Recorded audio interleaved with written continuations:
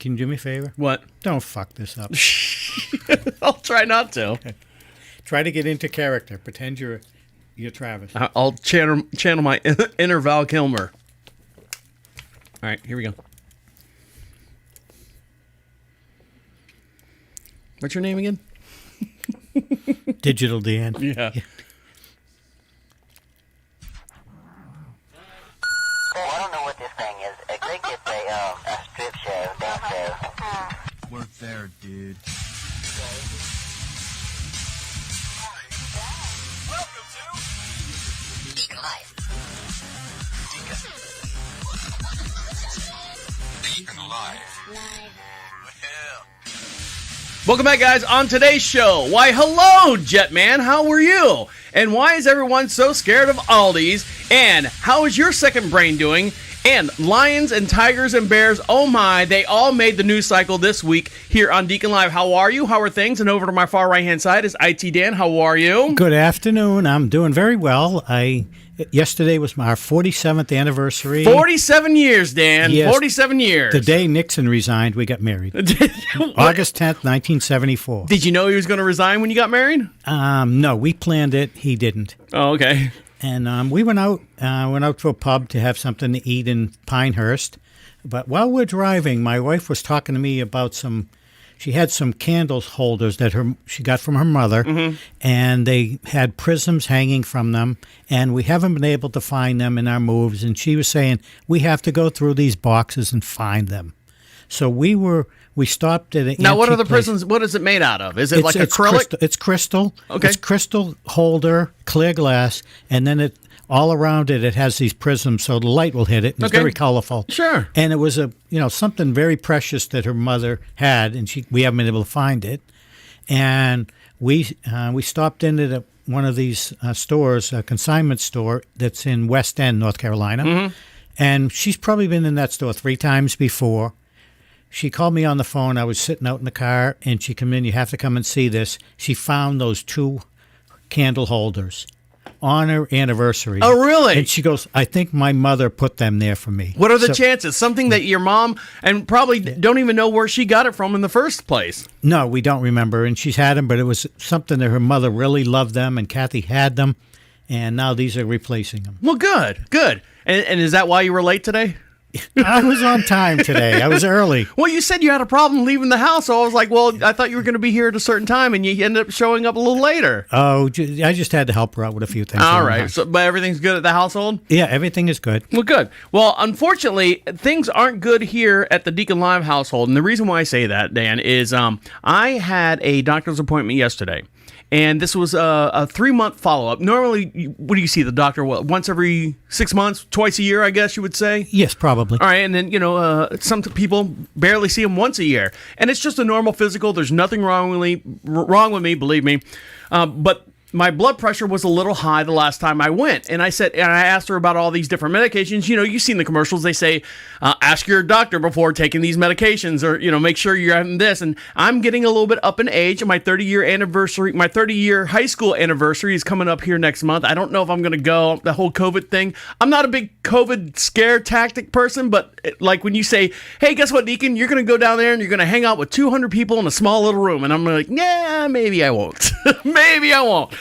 But so I quietly on the down low I rescheduled my doctor's appointment. And the reason why I said I rescheduled it is because I know my blood pressure's not down. I've done what she's asked me to do 20%. Now I'm like, you know what? I'm going to put my brass tacks down, get everything into it, and I'm going to do it for what's the next available appointment? The ladies, the nurse, whatever's calling me. Oh, we have one this Wednesday. No, I'm not getting my blood pressure down by next Wednesday.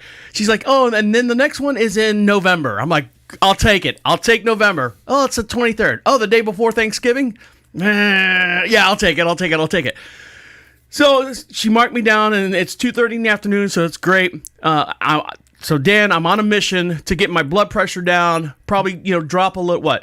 What type of things do you have to do to get your blood pressure down? She basically just, I was drinking those Monster drinks. I mean, I was drinking at least 1.5 cans per day, and that I've completely eliminated. So it's come down a little bit, but of course I need to lose a little bit of weight, which is fine. Everyone in the whole world, whether you're 115 or 215 or 315, everyone wants to lose a little bit of weight.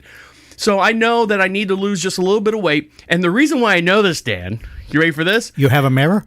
I do have a mirror. The whole house is covered in mirrors, but the best mirror to reflect the way you look at yourself compared to how other people look at you is children.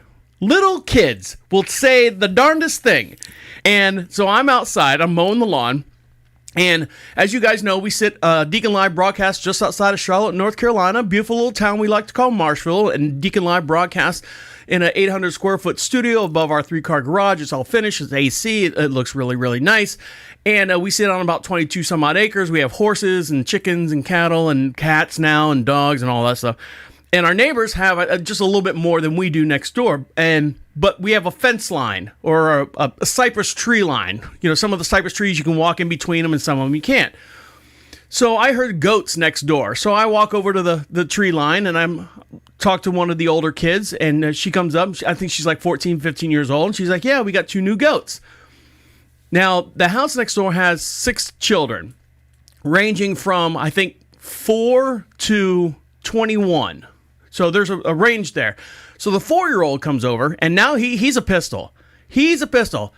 And he's very polite. How you doing, sir? And I'm like, I'm good. How are you? And he's like, I'm good. Thank you for asking. Very, very mannered.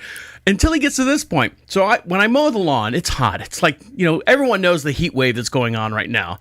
I'm sitting on the lawnmower. I get off the lawnmower and I grab my beer and my koozie and I walk over there, and I don't have a shirt on. I never wear a shirt because I like my floor to glow, my floor to tan. And I'm sitting there talking to the kids about the goats and how's school going, and because they're homeschooled. And I'm like, how's the whole life at home going? And they're like, oh yeah, everything's fine.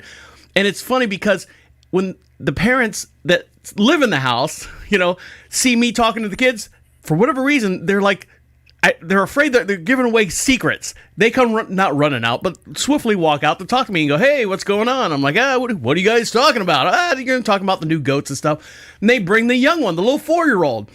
Little 4-year-old looks at me and goes, what's that? And he's pointing at me in random, in general. And I go, what do you mean? And I'm like, what, bud? What's that? What's what? He goes, that. What's that on your stomach? And I go, I'm like thinking I got grass or dirt on my stomach. I look down, I've got a little mole, and maybe I should get that looked at. I'm like, is the kid telling me to get my mole checked out? But he goes, no, what's that sticking out? And I go, and I'm looking, I'm literally, Dan, put my beer down, and I'm looking like I've got something sticking out of my stomach. And then I realize he's talking about my stomach itself was sticking out because his parents, they eat 100% natural, 100% organic. They're waifs of people. Very, very physically active people. These are people with low blood pressure. These are people with low blood pressure.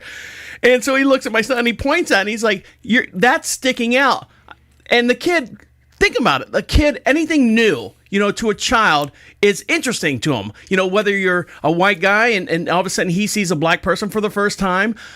If he sees someone missing an arm for the first time, that's interesting. I thought everyone was made in my image, that type thing. And he pointed at me and he goes, that's sticking out. And I kind of looked at him like, it didn't register until I got back on the mower and I sat down and I go, oh, it is kind of sticking out over my belt a little bit. So that was right then and there, I canceled my doctor's appointment. I have to get back on the treadmill. I have to be a little bit more physically active here at the French, Dan. Yeah, and I think you need to eat earlier in the day. Well, you know what? I've cut down my diet. Normally, we have eggs, and with eggs comes bacon. With bacon comes hash browns or some kind of starch.